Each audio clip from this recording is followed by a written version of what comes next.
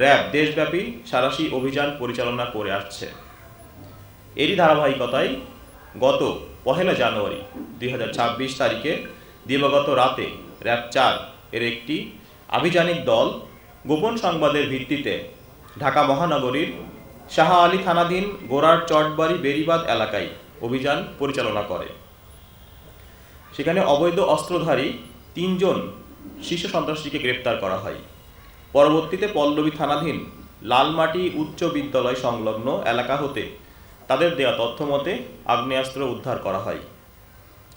গ্রেপ্তারকৃত আসামিরা হলেন ফাইজুর রহমান মুক্তি ওরফে ডন মুক্তি, শাকির আহমেদ সুমন ওরফে হকি সুমন এবং গোলাম মোস্তফা কামাল বাপ্পি ওরফে শুটার বাপ্পি।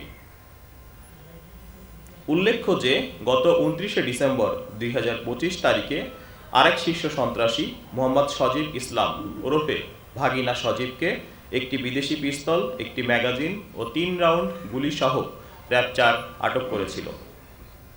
গোপন সংবাদের ভিত্তিতে র্যাব 4 এর একটি আভিযানিক দল জানতে পারে তারা ঢাকা মহানগরীর শাহ আলী থানাধীন গোরার চটবাড়ি বেড়িবাঁধ এলাকায় কতিপয় চিহ্নিত অস্ত্রধারী সন্ত্রাসী অবস্থান করছেন।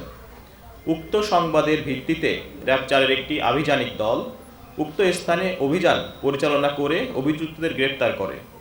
অভিযুক্তদের জিজ্ঞাসাবাদে জানা যায় তারা ঢাকা মহানগরীর পল্লবী থানা এলাকায় বসবাস করে এবং তাদের কাছে অবৈধ অস্ত্র রয়েছে।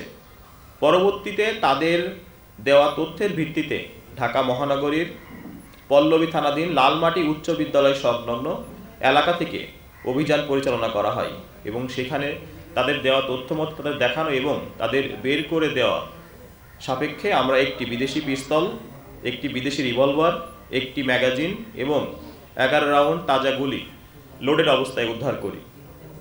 তারা আরও জানায় যে উদ্ধারকৃত অবৈধ অস্ত্র দিয়ে তারা ঢাকা মহানগরীর মিরপুর, পল্লবী, শাহ আলী, রূপনগর সহ আশেপাশের এলাকায় মানুষের ভয়ভীতি প্রদর্শনের মাধ্যমে চাঁদাবাজি সহ নানা ধরনের অপরাধমূলক ও সন্ত্রাসী কার্যক্রম পরিচালনা করে আসছিল। এছাড়াও একই অভিযানে উক্ত আসামিদের সহিত কুখ্যাত মাদক ব্যবসায়ী বাবু ওরফে পিচ্চি বাবুকে ইয়াবাসহ গ্রেপ্তার করা হয়। গ্রেপ্তারকৃত আসামিদের বিরুদ্ধে প্রাথমিক তদন্তে বিভিন্ন থানায় হত্যা, ডাকাতি, চাঁদাবাজি, অস্ত্র ও মাদকসহ একাধিক মামলা রয়েছে বলে জানা যায়। গ্রেপ্তারকৃত আসামিদের বিরুদ্ধে আইনানুগ ব্যবস্থা গ্রহণের নিমিত্তে তাদেরকে থানাতে হস্তান্তর করা হয়েছে। ধন্যবাদ। এখন আপনাদের যদি কোনো কিছু জানার থাকে আপনারা। জি, আচ্ছা, আমরা এর আগে ফরেস্টার গ্রুপ নিয়ে কাজ করেছি, আপনারা জানেন। তো ফরেস্টার গ্রুপের সাথে আমরা যতটুকু জানতে পেরেছি প্রাথমিকভাবে যে এরা ফরেস্টার গ্রুপের সাথে সংশ্লিষ্ট এবং এরা ফরেস্টার গ্রুপের হয়েই কাজ করে। এখন আমরা বাকিটা হয়তো ফার্দার তদন্তের মাধ্যমে বিস্তারিত জানতে পারবো যে এরা আসলে কোন লেভেল পর্যন্ত অথবা কাদের সাথে সম্পৃক্ত হয়ে সরাসরি কাজ করে।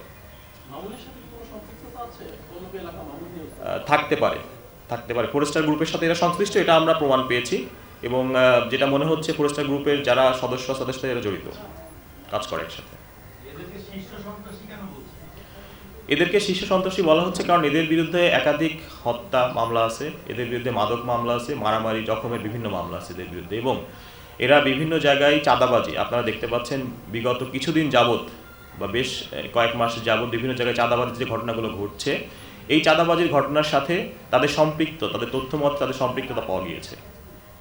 এবং আরেকটা গুরুত্বপূর্ণ তথ্য হচ্ছে আমরা যতটুকু জানতে পেরেছি প্রাথমিকভাবে তাদের সামনে নির্বাচনকে কেন্দ্র করে দেশে একটা অস্থিতিশীল পরিস্থিতি তৈরি করা অথবা যারা বিভিন্ন রাজনৈতিক ব্যক্তি আছে তাদেরকে হয়রানি করা অথবা তাদের সম্মানহানি করা বলেন অথবা তাদের জীবন নাশ বলেন, এই ধরনের কোনো কিছু যেন তারা করতে না পারে সেই তথ্যের উপর ভিত্তি করে আসলে আমরা তাদেরকে গ্রেপ্তার করি এবং তাদের কাছে এই ধরনের তথ্য হয়তো ছিল যে তারা হয়তো আরও খারাপ কিছু করতে চায় বা করতে পারে।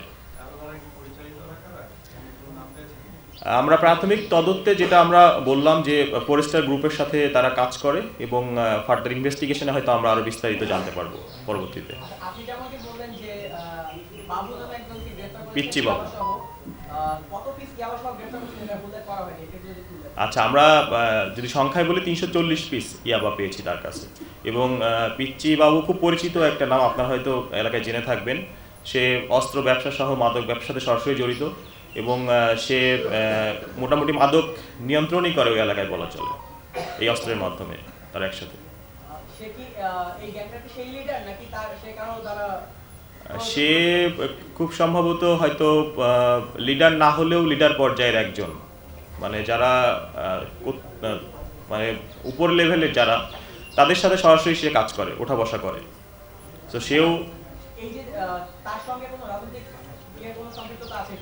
আমরা এখন পর্যন্ত রাজনৈতিক কোনো সম্পৃক্ততা এখন পর্যন্ত আমরা পাইনি, কিন্তু আসলে সত্যি কথা বলতে অপরাধীদের তো কোনো রাজনৈতিক পরিচয় থাকে না, কিন্তু তারা ব্যবহার করার চেষ্টা করে, কিন্তু আমরা প্রাথমিক তদন্তে পাইনি এখন পর্যন্ত।